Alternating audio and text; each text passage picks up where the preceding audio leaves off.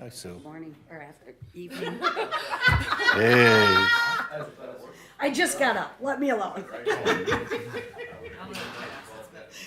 keep thinking today's Monday. It feels Still like it. 2023. Yeah. I haven't had to write a check yet. Oh yeah, I did that today, and I'm like, I've been doing it all day and doing it. You'll do that for the next 6 months. I still every now and then sign my maiden name.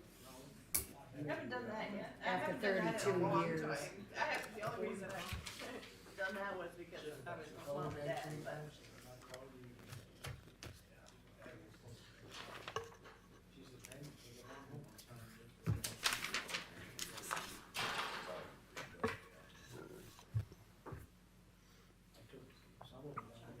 Is that the guy for the,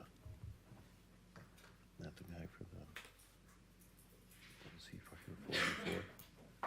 The guy that just came in? What was he here for before? Was it the train service? I think it was the train service. Was it? Yeah. Oh, we'll find out. Was it not the guy that was here the last time? Yeah, for the one, For the, the full one from all the way to Twin Cities. yeah. Oh, this one's for Blackhawk. I think so. Not positive.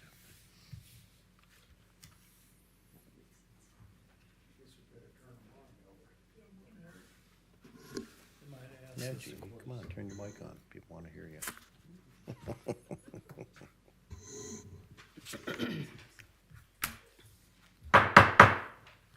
Good evening. I'd like to welcome everyone to the East Dubuque City Council meeting. It is Tuesday, January 2nd.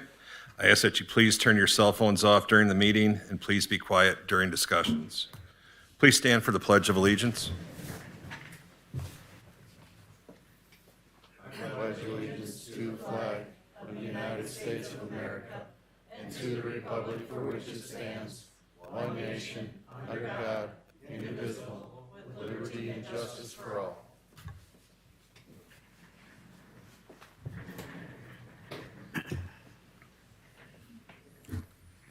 Twenty-four 0101 called order. Belkin. Here. Bergmeyer. Here. Dagenhart. Here. Mayor Digman. Here.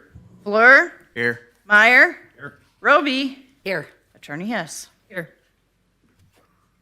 24-0102 staff reports. City manager report.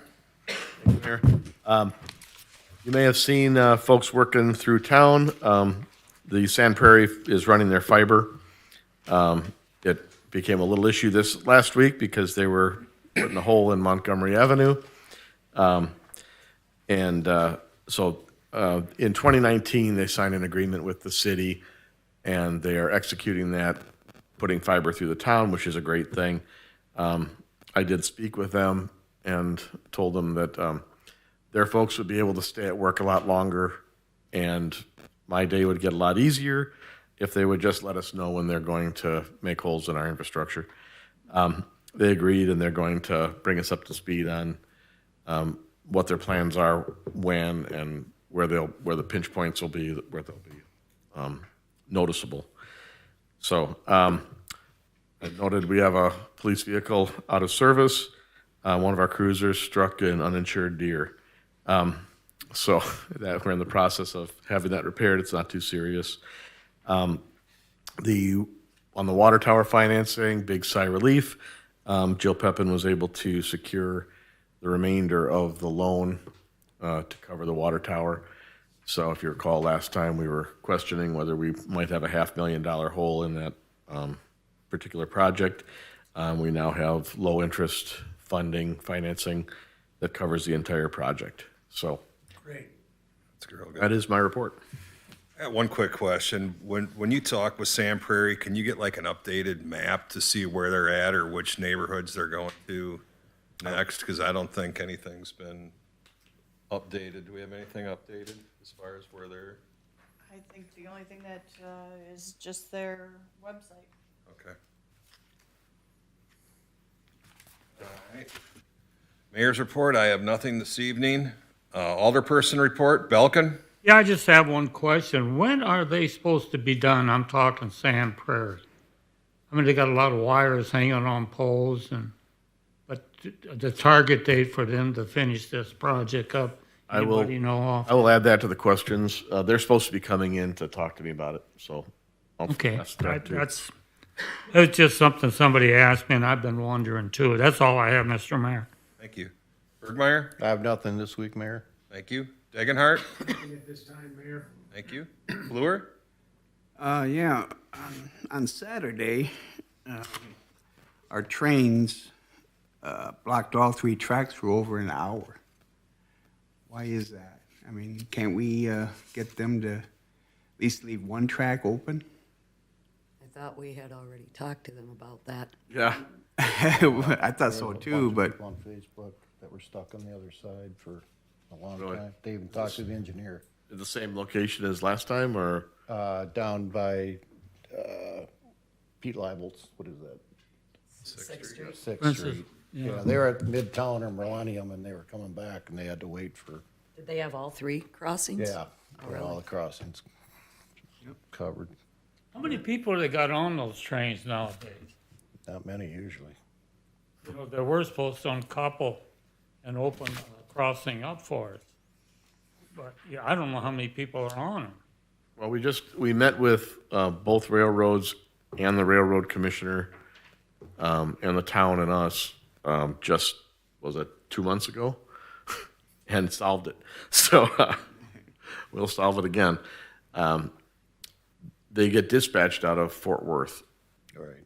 And so the folks from the railroad here have to get in touch with those guys and talk about the trains over, I think, 11,000 feet.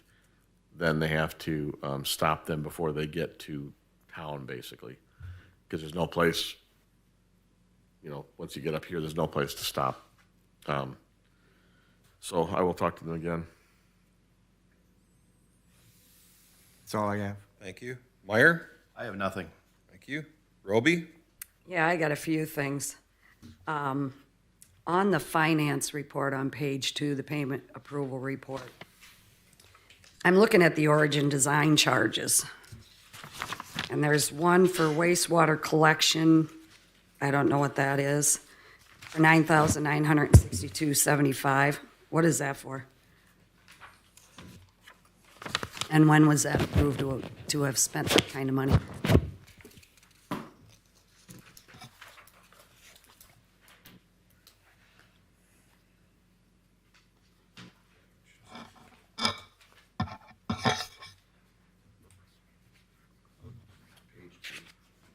Page 2 Of the payment approval report.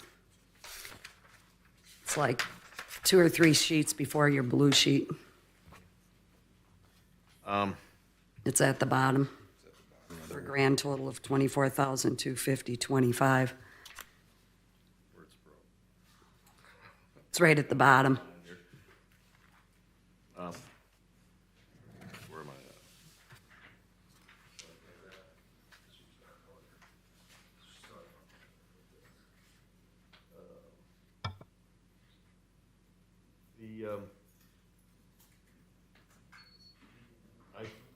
They worked on wastewater collection for both of their proposed dispensaries, particularly the one being discussed on Highway 20.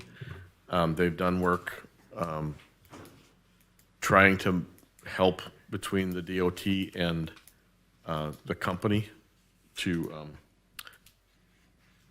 try to get resolution because the stormwater can't hit the state system any harder than it currently does.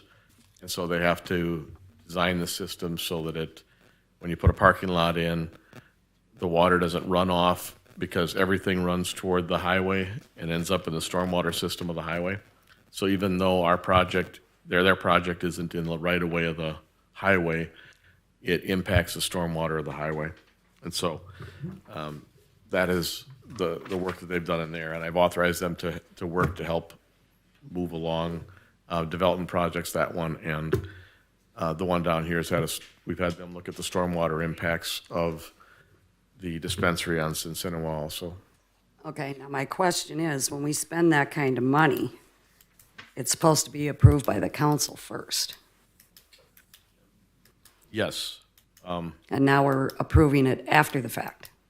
right, but I would say we can't always know when you get into something that, what it's going to be. So this was the first I saw the bill for this, and we've been dealing with it for quite a while. So it isn't a one-time, it wasn't like, here's a project. It was, we looked at it, they changed their project. These guys completely redesigned based on their stormwater issues. They completely redesigned their building and moved it down a lot, and moved it away from the bluff. And so all of the looks were secondary looks. These are regulatory looks on our part too, because we have to approve the construction. And so I am authorized and required to have the stormwater and all these things handled in a building permit. So I can't issue a building permit without having the engineering looked at properly. So it is not an expenditure that we're making based on, here's a proposal. It's an expenditure that we have to incur based on this. We are also able to charge it back to the person when they get their permit, assuming they get their permit. So when they get permits, we're charging this amount back to them? Their portion of 20 and this one down here. Yes, we can. So we'll be Whatever reimbursed. it costs us to consider their permit, we're able to charge back to them. Okay. But I'm required by our code to have these looks done at anybody who comes in to seek a permit. But should that not be put in front of council to approve that kind of money, though? That's what I'm asking. Yeah, well, Usually- our timeline, if somebody makes a request, we could look at the code and see if there's a way to do it, but when we come in, once they actually make the application, then we're under a time limit to be able to approve the permit. So I don't think the code anticipates seeking a prior approval for the engineering because there's no time in the building permit process to allow us to come to the council for approval for doing that. So, We have a time allowance when they put in an application to when they get their building permit? I didn't realize it. yes. For our, the special use and for the building permit, we have to, I don't recall what the numbers are, but we have, that is a required process, and the code requires me to do it, so, and it allows chargeback to the people, so. Okay.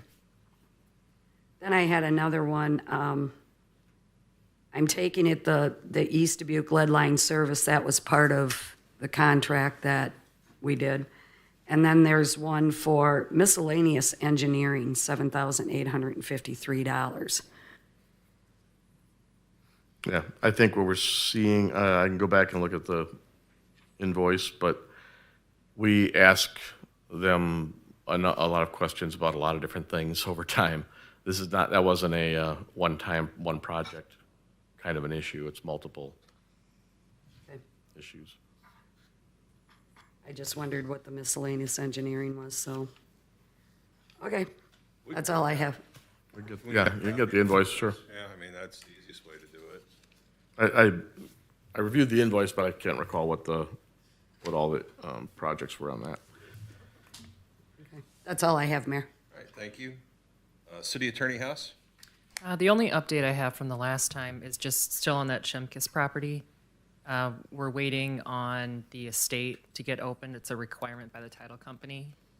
And the buyer's still interested and the sale's still going forward. It's just delayed because of a title issue. And so still working on it. Hope to have it wrapped up in the next, I would say, 60 days. So that's all I have. Thank you. Chief Kavasik? Thank you. Public Works, Tony? Nothing tonight. Thank you. Chief Hyman is not here. 24-0103, speakers from the floor? Not noted. 24-0104, consent agenda. Still moved. Roll call. Falcon, Aye. Bergmeyer, Aye. Dagenhart. Aye. Fleur, Aye. Meyer, Aye. and Roby. Aye.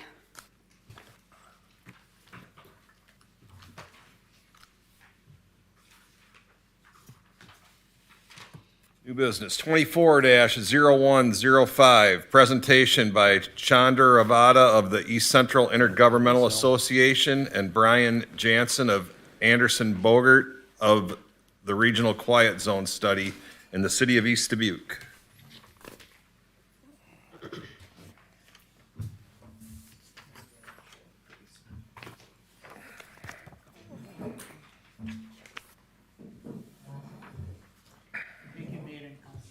I'll put a green light on there. Yeah, it is.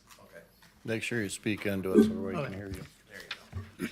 Thank you, Mayor and Council, for this opportunity today. So today our goal is to explain where we are with the quiet zone study and what our next steps are, but also give some background why we are doing this study, what's the purpose of this. So on Iowa side, we had an issue with CP Railroad where there's an increase in freight rail because of the conglomeration of CP and Kansas City. So because of that, there's more trains coming through Dubuque. So in that case, we as a metropolitan organization started looking at studying the crossings on Iowa side. But we also know that East Dubuque is looking for a quiet regard. So and then we started looking at it. So we came up with 20 Dubuque, City of East Dubuque, City of Piasa, and Dubuque County. Where majority of the rail crossings are in City of Dubuque, but the next in line is East Dubuque. East Dubuque got 5 crossings. So we are walking a fine line here. We are stating to Federal Rail Authority that we want to assess a quiet zone study. We are not saying that we are establishing a quiet zone study. Once you say you're establishing a quiet zone study, you will be ruled out of a lot of federal aid grants because quiet zone is a request from the city, not by the feds. So it should be other way around. So we are looking at this as a safety improvement for the time being. And basing on that, we will look into and say if the city of East Dubuque want to establish a quiet zone after the improvements are done, we can start looking into that. With that saying, we hired Anderson Bogart to do the study. And so we have Brian and his staff here to provide an update to the group. So go on, Brian. Thank you, everyone. My name is Brian Jansen with Anderson Bogert. I'm the project manager for this study. Sitting to my right is Jacob Sprangler. Jacob actually did a lot of the heavy lifting on this study. It's a very in-depth study. We provided a copy to Bob. It's very long. I don't know if any of you had a chance to review it yet, but what we decided to do is Bob asked us to just come give an update on the study, just kind of give a high-level overview of it. Like I mentioned, it's a very in-depth study, but just to kind of catch you up to speed, we're going to explain what a quiet zone is. I mean, many of you probably don't even really know what a truly quiet zone is. And then kind of give our recommendations on what safety improvements are actually needed in East Dubuque to achieve your own quiet zone. Because there will be several different quiet zones within the DMATS area. And then, like Chandra mentioned, we're looking at federal funding to pay for some of the improvements because it's not exactly cheap. So we're looking into that further as well. So Jacob's going to give you all, just kind of walk through the presentation. We gave you a hard copy that you have in front of you. We're going to try to keep it pretty high level because it can get very engineering and detailed. So if you have any questions, we'll stick around at the end to answer any of those. But I'll hand it over to Jacob.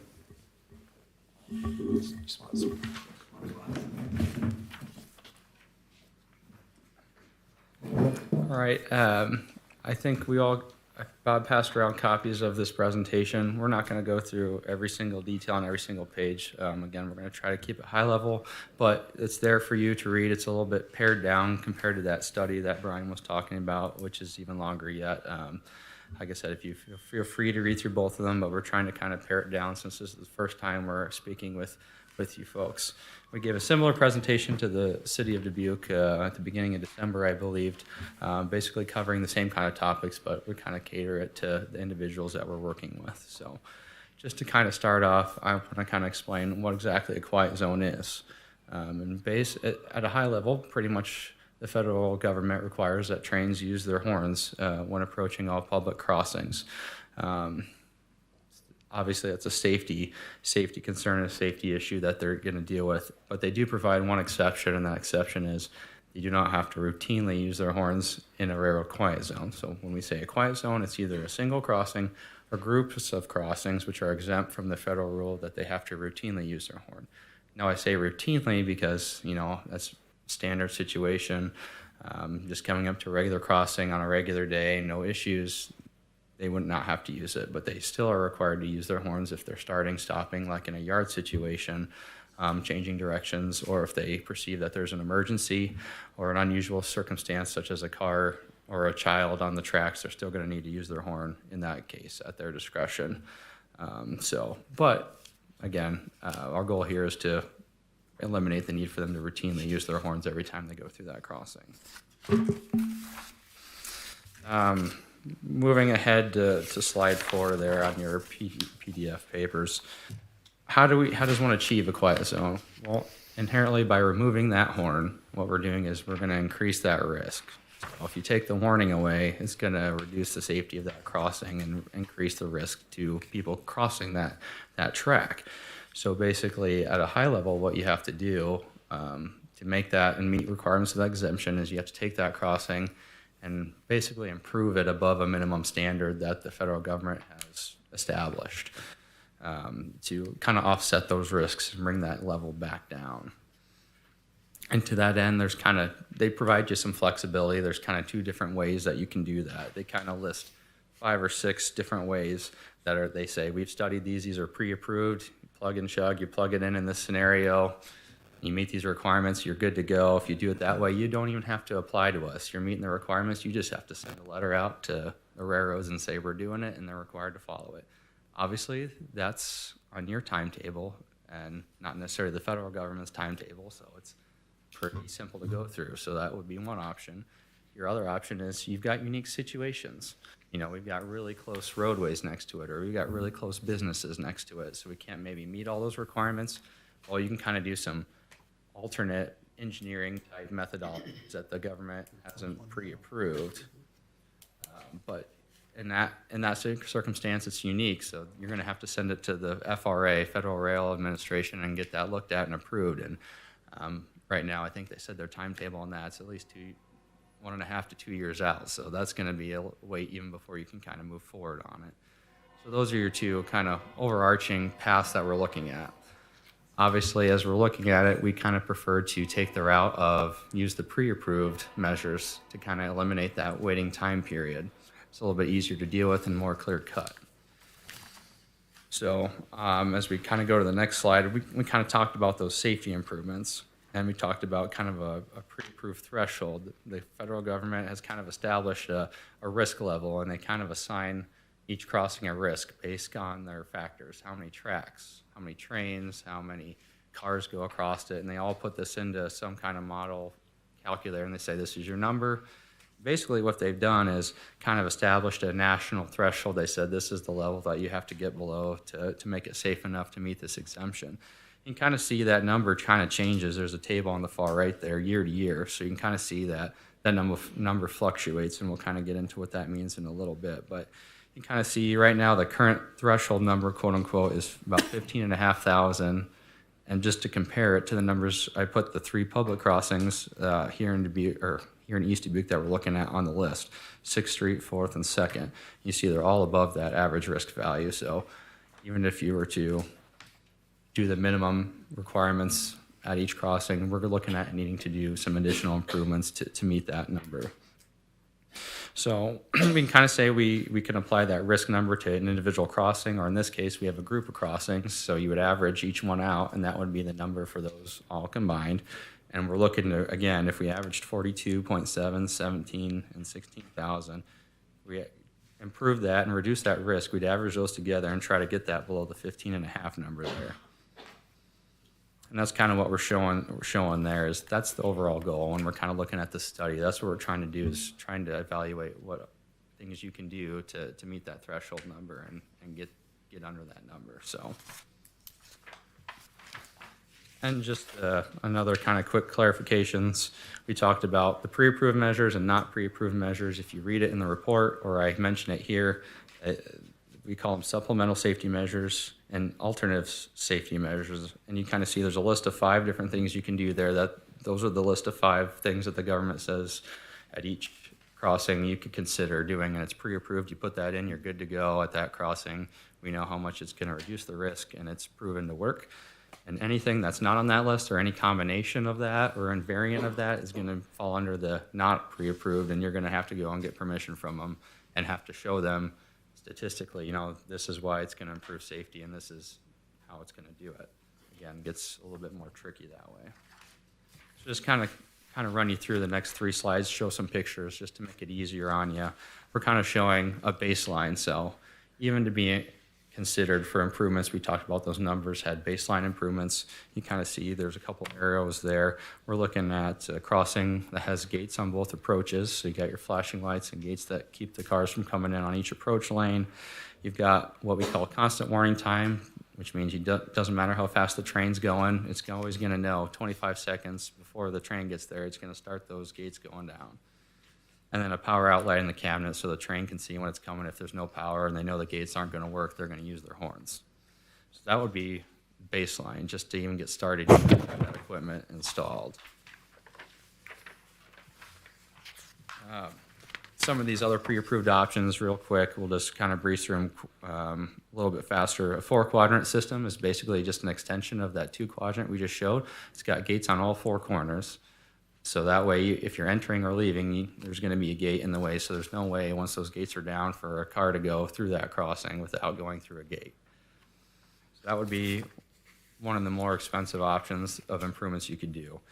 Obviously, you've got grade separation or closure. So you're going to build an overpass or an underpass, or you're just going to close it. So that way, there's no cars or people crossing those tracks anymore.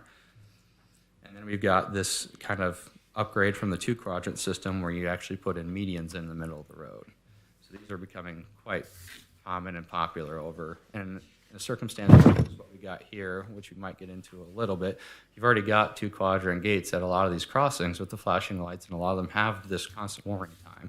So we found that for public entities, the federal government has made it a little bit easier for communities to get these quiet zones, because if the railroad has already installed those devices, you as a public entity only have to basically put in those medians along the roadway, and you don't have to do any work on the railroad to get that quiet zone. So that kind of can cut out the middleman or make it easier to kind of work with the railroads in that facet. So, and installing those medians is a little bit more cost effective than working with the railroad equipment itself. So that a lot of communities that we work with are finding that to be a very reasonable option for them. Now, if it's not a public crossing, we've got 2 crossings on the list here that we consider private crossings. So they're on private property, not owned by the city, and they have no say over what, gets done there. So at the far west end of town here by the river, we've got 2 crossings on BNSF property within their property, and one of them's a pedestrian crossing right in front of their little shop office there, and another one is a vehicular crossing. You've got also a Canadian National crossing right before it goes into the tunnel as well, but that's on a spur line. So we've got those 2 crossings, and the federal government says those crossings are a little bit unique, and we can't really put a one-size-fits-all on those. So you're going to have to meet with a whole bunch of knowledgeable people and do whatever the team says. So that's what we did in April, this past April. We got the Federal Rail Administration, the Interstate Commerce Commission, and the railroad out on site again and walked through them specifically for the quiet zone things, not necessarily related to the other issues we were discussed earlier. But we went out there and we said, how can we address all these issues? And basically what the team says is what you're going to have to do. So we've documented that, and we've put this in the report as well. You can kind of see a couple examples of what it might look like for a pedestrian crossing here on page 10. These are crossings both in Hiawatha and down in Muscatine, who both have quiet zones now. You're kind of looking at putting fencing in to kind of control where those people are crossing at, and how they do so. So our end goal, again, like we said, was to look at all these requirements and kind of determine, hey, can we make a plan for the cities to move forward with implementing a quiet zone, and what might be the best way to do so. So that was our end goal through this study. So as we've gone through, we wanted to evaluate the feasibility of all these different, pre-approved options. What's going to work for East Dubuque, and how are we going to get there? So like we said, we kind of started off with just what crossings do we have to include in it? Where do they have to be? What's going to be feasible there? Let's go out and talk with the railroads. What do they think? What are we going to have to do? And then let's go ahead and run those risk numbers. How much risk can we reduce by implementing these improvements? From that, we kind of formulate baseline recommendations, and kind of where we're at right now, if you're looking at slide 11 here, is kind of between 4 and 5 right now is where we're currently situated. We're kind of working through public outreach from some of those properties immediately adjacent to the crossings that might be impacted. If we're going to put in big long medians, that might impact access for a property owner that's right next to the railroad, for instance. So we're kind of working to get some public input from those guys to see how we can kind of help work with them before you just recommend putting these in where you know it's going to cause them hardship. So that's kind of what our project was. We kind of talked about the 28 crossings, so kind of glossing over that, we just had the 5 crossings in the city of East Dubuque here, which were 6th, 4th, and 2nd were your public crossings. And then the BNSF office and the Cincinnati crossing within the BNSF property. We were originally asked to look at the Cincinnati crossing on the CN spur that goes into the tunnel, but due to the nature of going into the tunnel, we kind of all determined out there that it's not really feasible or recommended to pursue that as a quiet zone. And I think everybody was in agreement on the team there. And the more and more we looked into it, the more we also found that it was probably ineligible for inclusion anyway. So unfortunately, we kind of stopped looking at that one, because going in and out of a tunnel, it's just inherently unsafe to silence horns there. So that's why you'll see we don't actually talk about that crossing too much in the report aside of that. So I won't go through all the examples, but we put these in here in case you want to kind of look through our thought process on each crossing that we went and looked at. We went out there again with all those parties, all the railroad officials, and kind of looked at the crossings. How can we apply the federal rule? What do you think is going to work? So for instance, just kind of glossing over 6th Street down there, we looked at it and said, what does it look like? Well, we've got a Menominee Road that's really close to it, so to get your median in, we're probably going to need to relocate it because it's really close. But on the other side, you've got a commercial business there that's just got all kinds of cars coming in and out right next to the crossing. So we're probably going to have to restrict access on that side if you wanted to do some improvements. So we kind of went through and we applied all 5 of those pre-approved measures. Does it make sense to grade separate it, or can we? Well, we got some really close parallel running roads. I don't think that's going to be very economically feasible. Do we close it? There's only 3 crossings to the south side of town. That's probably not a great idea. Do we convert it to one way? Do people actually follow that one way? Are they going to go the reverse way anyway? Is that going to make it harder for residents on the south side to get back and forth from town? Probably. Does it make sense to upgrade with 4 quadrants? Well, it looks like the signal there works pretty well and is more or less compliant with the minimum requirements. There's a couple tracks there are really slow on the side, but if you get there's a certain thing that the FRA can get a waiver to help you with some of those, because certain things like that constant warning time we're talking about aren't necessarily practical when you've got like yard tracks and stuff like that. So, and just you've got good equipment out there, so does it make sense to spend the extra money to completely redo that whole signal system when we could maybe put in some medians and relocate a roadway out and not have to get on the railroad property? Maybe that makes more sense. So that would be one kind of method that we went and looked at with all the parties out there, and kind of how we went through it. And you can kind of see the other 4 crossings there, similar process that we went through for all of those. So we kind of took all that input and kind of put it into a spreadsheet and kind of evaluated what all that meant. Now I'm looking at slide 18 here. You kind of go through and basically you can kind of, I want to say pick and choose, but you can say, oh, maybe you want to do this improvement here and here and here. You've got all kinds of different, options that you can plug and play in different ways and different combinations to make it work within the rule. And that's part of the flexibility that's been built in. So what we did is we put together 3 or 4 options for each of these quiet zones. And we said, hey, what's the most resilient, the most likely to, not be susceptible to you losing it or, risk increasing, things like that, all the way down to what's the absolute minimum we can do to make it work, but maybe not likely safe. Again, we said that number in that table earlier changes.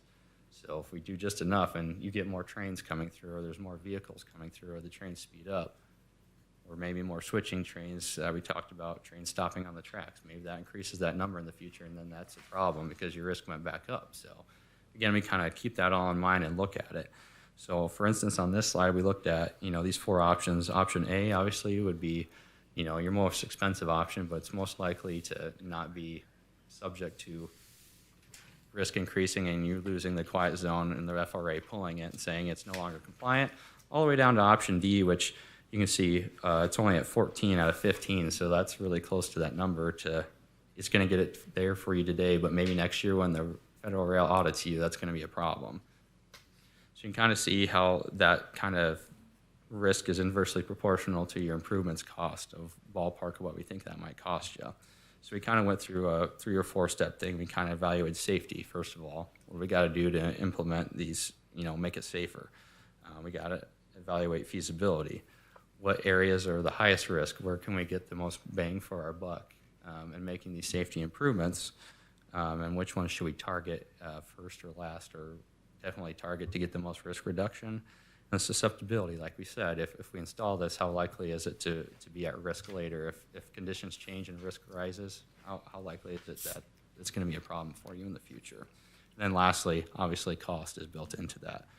How do we evaluate the amount of safety improvements we can make with the cost that the public is going to incur for those improvements? And you see usually our recommendations fall within the B to C range, which is kind of like enough risk reduction to kind of keep you safe from possibly losing it due to the risk increases, but not, spending a ridiculous amount of money over the top when it might not necessarily be merited.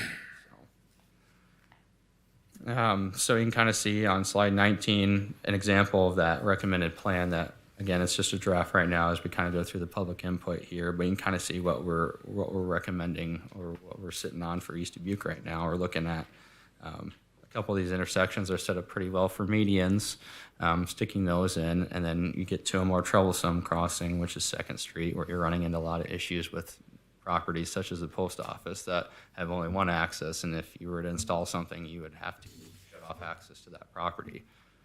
So you get into that more of a tricky situation. So you can kind of see here we've got a couple crossings where he said, let's go ahead and put in medians. A couple where it's, hey, if you reduce risk elsewhere, maybe we can get by, put signs into this location and still meet those requirements. And then you see 29 and 30 there. You're going to have to put in some fencing and restrictive signing and things like that, just because that's what the team said. That's kind of the format that study takes. And I guess, yeah. Jacob, do you want to talk about the phasing of it? Yeah, he brings up a good point. As part of those federal regulations, really exciting read.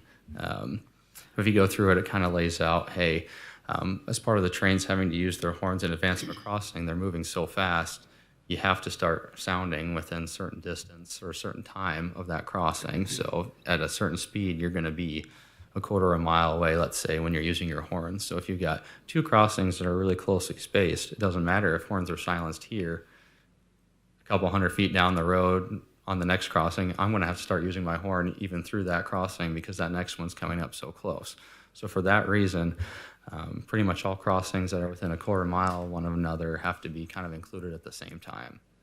And in this case of East Dubuque, all 5 crossings have a gap greater than a quarter mile. So in this case, in order to get it, you're going to have to improve all 5 before you can go forward. There's some circumstances like on the Dubuque side, for instance, where we've got a long piece of track, but it gets out into rural areas and it's half a mile or 3/4 of a mile. In those cases, we'd say, hey, you can go ahead and defer the one that's out on its own because it's so far away. If you want to do that one later, you can. But in this case, since we're all close, we're looking at having to do all 5 before you're able to proceed and actually designate a quiet zone. Yeah, you can construct the improvements at the crossings in whatever order you want, but like Jacob said, you can't actually achieve that quiet zone until everything's been completed. So you can lump all those crossings into one quiet zone. Can you guys explain to the council what the city should do to maintain the quiet zone? As far as maintaining the quiet zone, I'll let you cover that one.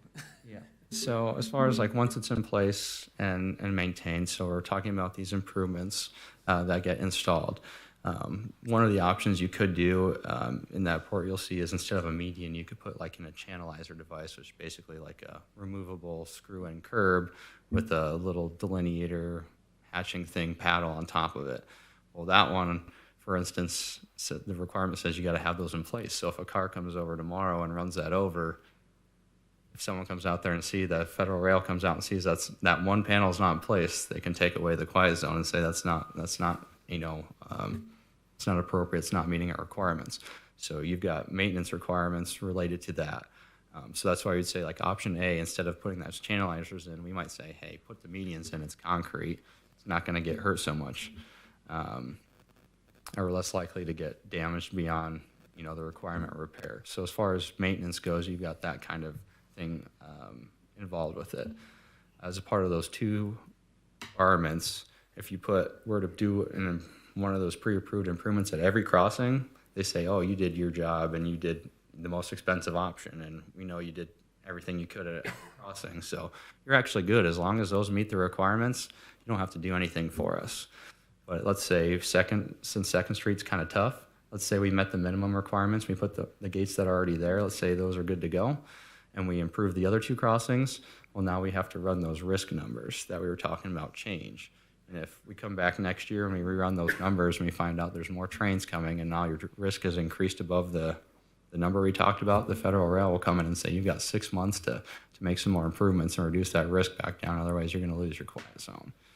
So those are the kind of maintenance things we're talking about. Other than that, it's basically every 3 years you're gonna author a letter that says, we as a council affirm that all of our improvements are in place and they meet your minimum requirements, they're good to go, and the state agencies, so the Illinois Commerce Commission and DOT, as well as the railroad themselves, are required to update crossing inventory forms, and there's a whole database that you can go and look up. It's on the FRA's website, and it just basically talks about how long's the crossing, what speed are the trains going over the crossing, how many trains are going over the crossing. It's just an inventory form that they keep a record at every single crossing in the United States every 3 years. If there's been any changes, that there's another gate, there's another sign that we put up. In the meantime, you'll just mark it up and send it with that letter to 5 or 6 entities. It says send it to like the FRA, send it to the state rail administration, and you'll just send a letter every 3 years that says, hey, we certify that this still meets our requirement. And of course, the federal government and state governments can come out whenever they want and make sure that you're telling the truth and look at it on a day-to-day basis. So. Yeah, it's nothing complicated. It could even include like redoing your traffic counts at the crossings to make sure that there's not some big development that went in town that now you have an additional 5,000 vehicles using that crossing, and that could alter the risk calculations, just stuff like that they want to see that you're keeping everything up to date. And so it's nothing overly complicated, but it's something that you do need to be aware of. I want to talk about funding a little bit. Yeah, so kind of touch on it on the next slides. So as far as possible funding opportunities, this is kind of what Chandra's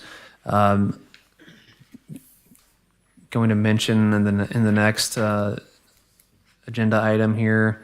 So like you touched on earlier, there's three major funding opportunities that are out there. The first two are a couple larger grants.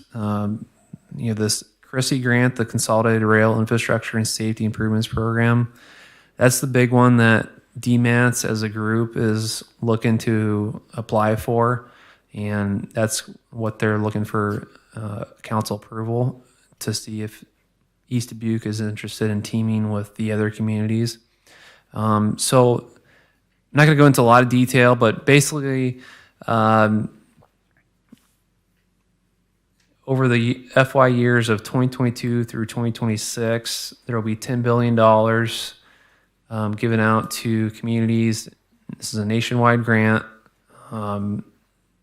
Historically, it's you're looking at maybe 2 or 3 major projects in the state of Iowa that would get these. So that's kind of why DMATS is looking at it strategically to try to get everyone together to go after a big project. As far as I know, the notice of funding opportunity has not been issued yet or published. Last year, this is for FY22, they issued $1.4 billion. We anticipate something similar, like I mentioned, $10 billion over that FY22 to 26 span. I don't know, Chandra, are you going to discuss more in detail on the next item? Or? Okay. But that's kind of the high level. There's a couple others on there that I won't go into, but the Section 130 grant, that we would not be eligible with going after it as a quiet zone. Railroad crossing elimination grant program. It's mostly focuses on crossing closures, but it does also accept safety elimination, or it's not really correct wording, but eliminating safety hazards. So that's another grant we could potentially look into. But that first one is the big one that we're interested in.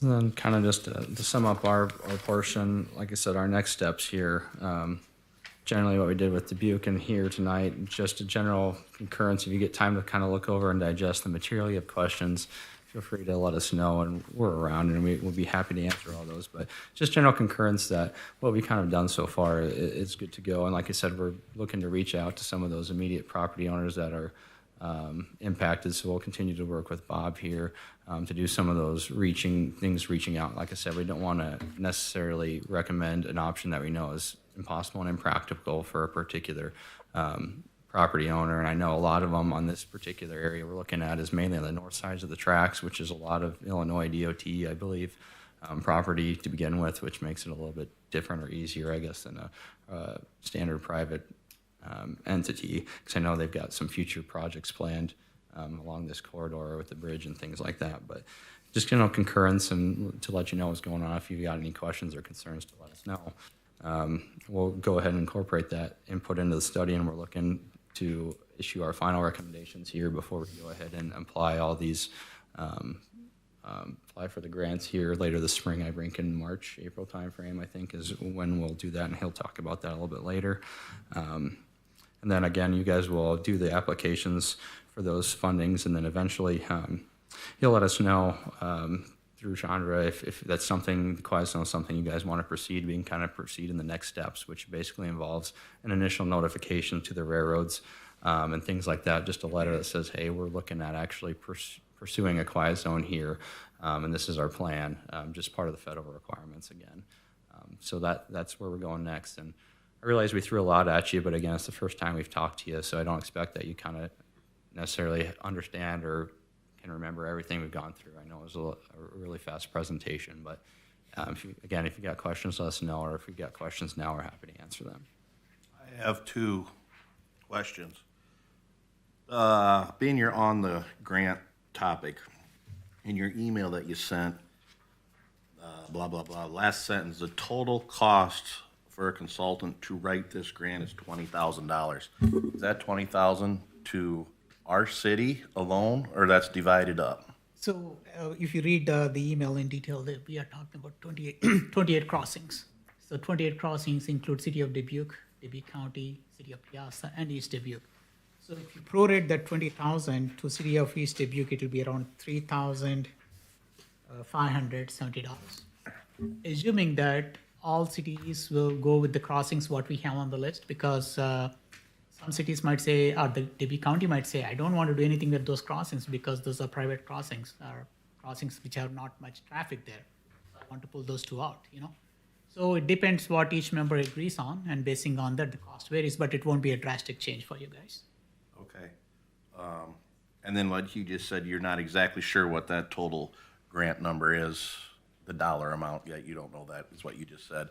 And then my last question was, on your page 18 of your presentation, when you suggest that option C there, at $470,000, I'm assuming, is that for all 5 of the crossings? That would be Okay. correct. And again, these aren't necessarily a fast process per se, just because you know how working with the railroad is and things of that nature. So this would necessarily be, you know, if we're going to do it today, this is what we might think. But you know, a couple of crossings, you can imagine you get into a big city and you've got 5 or 6, and it might take a while to get the funding in place and projects done. So in 10 years, who knows what it might be, but definitely focus on that ballpark. And you can kind of see the page 19 kind of shows that's what's kind of included. So the table I've provided there on the next sheet, those are generally the overarching improvements that's included in that number that I pulled off there. So looking at a couple intersections of medians, and that roadway relocation is kind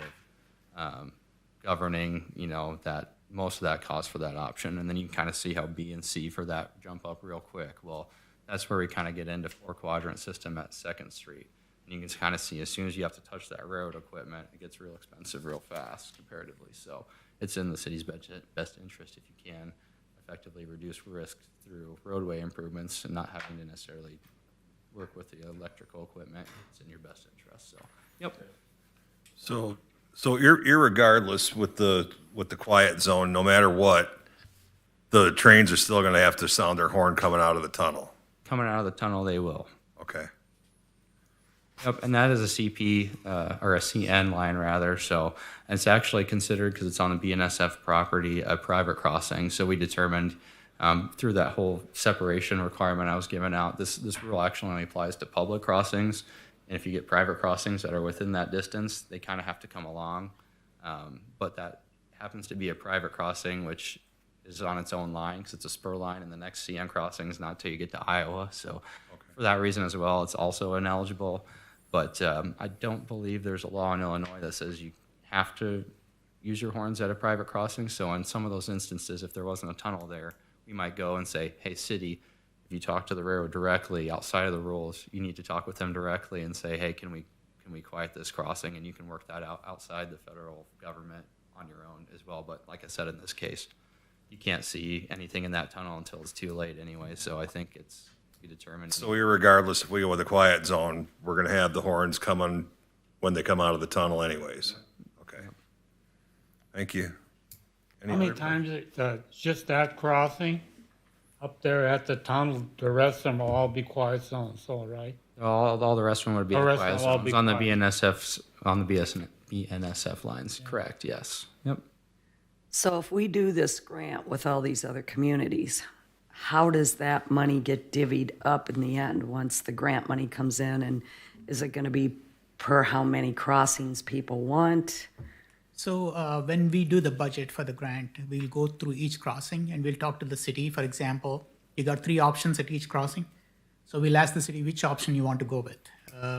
Anderson Bogart will be providing the recommendations, but the city should make the final decision. You might say, I want to go with the minimum, or you might want to go to the maximum. Basing on that, that's the budget we'll be using for each cross section. And when we get funded, that's what we'll be using. So whatever you agreed on is what you get funded for. What is the minimum width of a street before you cannot put a median in? Probably in this kind of area where we're dealing with snowplows and things like that. Typically for constructability, we'd like to have those medians at least 3 feet or so wide. Otherwise, they just tear and chunk right up. So I think as long as we can get 13 feet of clear width between those plus a 3-foot median, you're thinking 30, 31? Yeah, I mean, bare minimum, you're probably looking at like a 28-foot back-to-back street, so it'll give you like a 12-foot lane and then a 3-foot median. Okay, and then is there a minimum length they have to be or maximum length? Yeah, so when we get into the details, I didn't want to bother you too much with the actual details of it, but with the median example in particular, the federal rules kind of lay it all out. And in this case, your medians have to be a minimum of 60 feet if there's a roadway within or in close proximity. So if there's a roadway between 100 feet and 60 feet from the railroad, you can shorten the medians to 60 feet, but if there's no roadway or commercial driveways within that distance, they have to go 100 feet. If you have a driveway or a commercial driveway or a roadway that's within 60 feet, you have to close it or relocate it outside that distance. So Menominee Road down at 6, it's inside 60 feet, so you see we've drawn it in there to move it at least to 60 feet so you get that full median. And so that's kind of on the other side of the street. That's why you see, hey, it's a commercial driveway. We've got to close access off to that within 60 feet if you choose to do medians. And similarly with Second Street, you've got the postal office, which has their only access within 60 feet. So if you're going to do medians there, you would close off all access to the post office. Okay, thank you. And I guess I didn't make this point very well before, but we gave you those 4 options. But like I said, there's a list of 5 or 6 things that you could do at each option. So there's other options available out there. We just wanted to provide you a representative 4 options. If you find out that you like an option that's better than one that we provided, or you want to know what that does, you can reach out and we can certainly run that scenario for you. Again, we could come up with a whole bunch of different options that would just be a big time waster, not necessarily to go through those. So we just kind of provided you a representative sample of those. So just because it's on the paper doesn't mean that those are only your 4 options. So So if we shot for the moon for your option A here at $1.3 million, is that something that we're gonna get the grant to cover, or? These grants are pretty big. For example, Devonport, they got 5 million last round. So if we look at all the intersections, all crossings in the metro area for the 28, we are estimating what, 5 to 6 million overall. So we are within the range what Devonport got. But in this application, ours will be unique because we are talking about 2 states, we are talking about 3 railroads, and we are talking about 5 entities. So that will be more attractive to FRA when one city is applying on its own. So your suggestion is go for the most expensive option for the grant, right? The only catch there is, once you have the most expensive, you should maintain it. In the long term, you'll have costs too. So yeah, and let's say you've got a 2-quadrant system that's out there now. I don't know how intimately familiar you are, or how, if it's necessarily slightly different in Illinois than it is in Iowa, but I know a lot of communities you work with have to pay a yearly maintenance and construction fee to the railroad to maintain some of that equipment in good working order. So if you've got a 4-quadrant system, you've got twice as many gates as a 2-quadrant system, you're going to be dealing with a more substantial yearly annual bill to have the railroad keep that in good working order. So it's more expensive up front, but it's also more equipment to have to maintain, and that could possibly go wrong in the future. So in that case, like a 4-quad is good and all, and we had a lot of cities that have asked, well, can we just put 4-quads in there? Well, yes, but you got to maintain them, and B, the railroad's going to have to deal with them. And C, the grant only covers 80%. So you have to come up with 20%, so. Ben, you got that, right? Yeah, and just from the conversations we've had with railroads, they're not necessarily in the business of, let's say, putting in 4-quadrant gates everywhere either. So you might get pushback from them on that kind of deal as well. They didn't sound like they were closed door when we talked to them, but again, they're not in the business of creating more work for themselves either on the whole deal. Thank you. And also, we haven't submitted what we call that notice of intent yet, which would be the next step. Once you tell us that you want to do it and you've done all the funding, we send that letter out and say, here's our plan. If we get, we apply for funding, we don't get the funding, maybe that says, oh, we would like to have done option B and do more than we needed to, but we couldn't get that funding, but maybe we could figure out a different method to fund it with option C. So, you know, after that's over, we realize that it's a plan, and obviously it takes a long time, so there's still room to move. Just because you know, you might say option B now and put that in your report doesn't mean we can't go to option C before we submit the plan. And even if you were to submit that to the railroad and say, we plan to do this, maybe something happened in the city and we had to fund something else as an emergency project, so we need to change our plan. They realize that. We just send another notification out that says, hey, we need to modify this a little bit. So you're not necessarily written in stone, even after applying for that. So.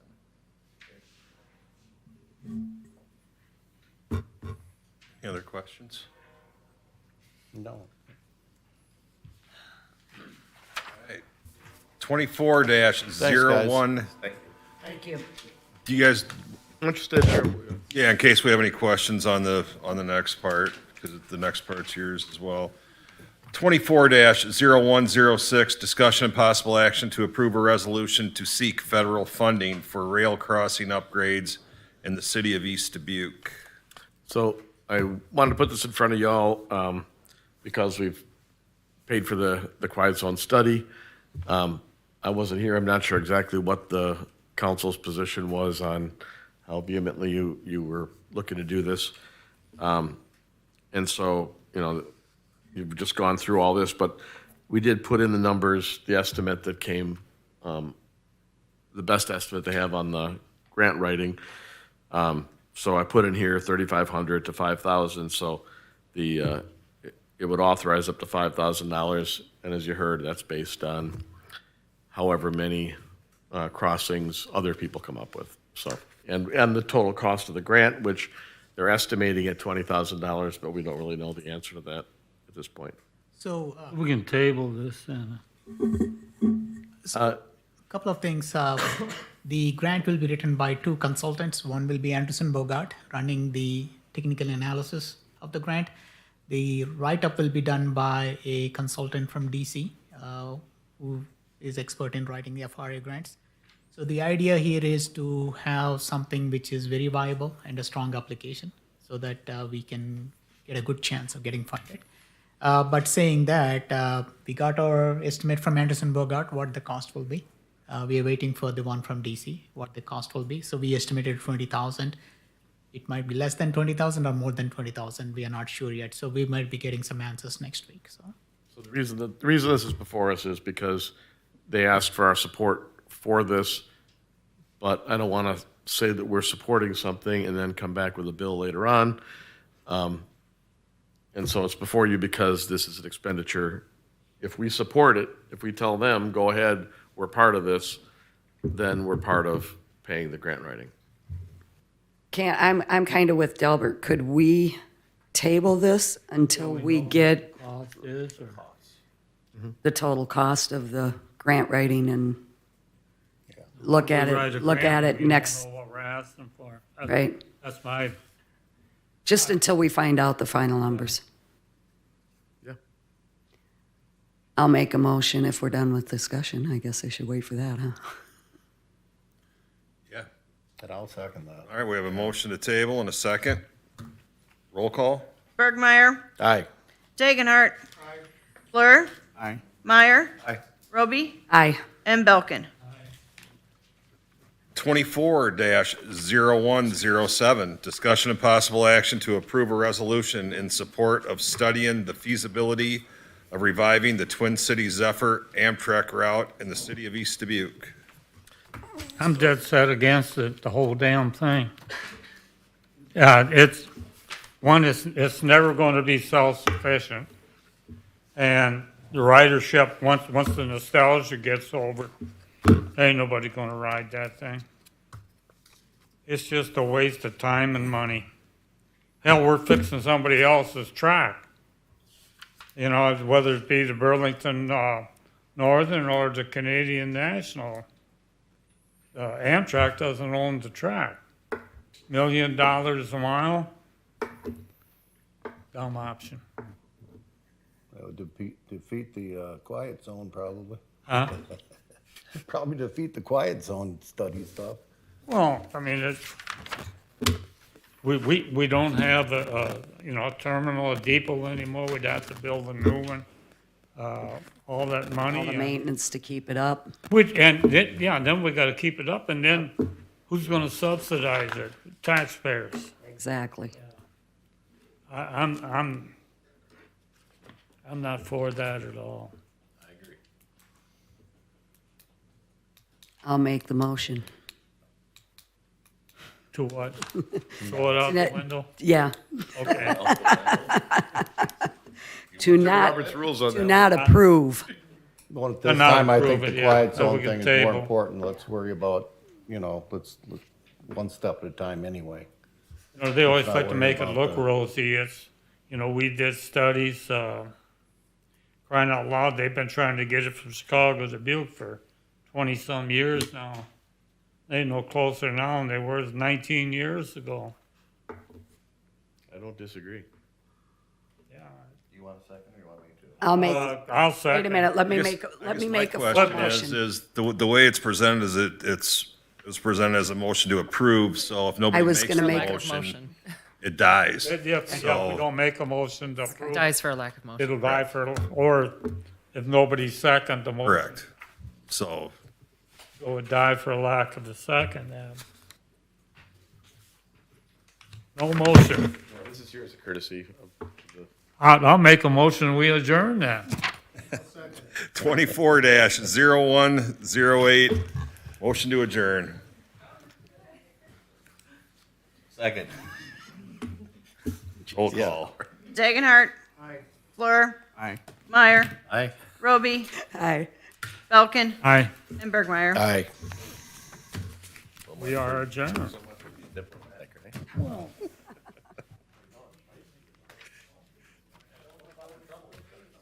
So.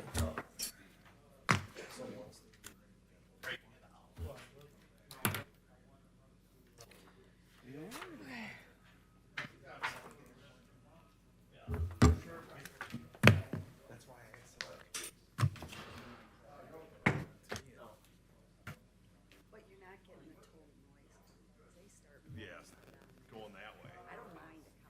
Yeah. But when it comes that way, then they gotta hit it at each one. They start down by and they just lay on it all the way through town. Even though I'm not a big fan, it is a comfortable swisher. Are you around tomorrow?